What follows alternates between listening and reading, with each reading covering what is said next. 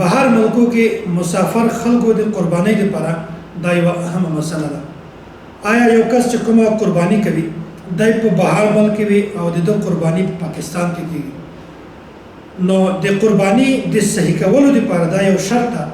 چې دی په کوم ملک ناست وي او د ده څاروی په کوم ملک وي.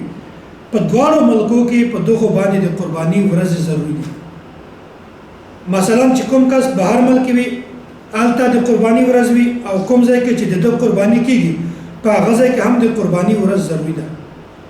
داسې نشي کېدلی چې یو سړی بهر ملک وي د هغو اختر وي او ملک پاکستان کې د اختر ورځ نه وي او دی دلته په ټلیفون باندې چاته خبر ورکړي چې د ما قرباني وکړي. نه، ځکه چې بهر ملک خو قرباني ورځ ده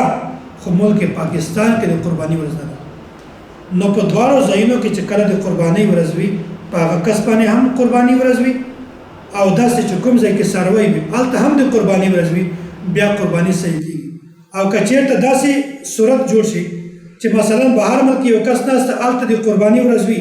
او پاکستان کې د قرباني ورځ نه وي، نو د داسې سړي قرباني بالکل نه صحیح کېږي. او که یو سړی داسې وي چې بهر ملک د هغو د قرباني ورځ ختم شي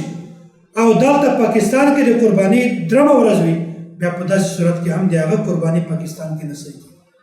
د دوی د صحت لپاره دغه شرط ده چې دا قرباني کوي په داسې ورځ دی کوي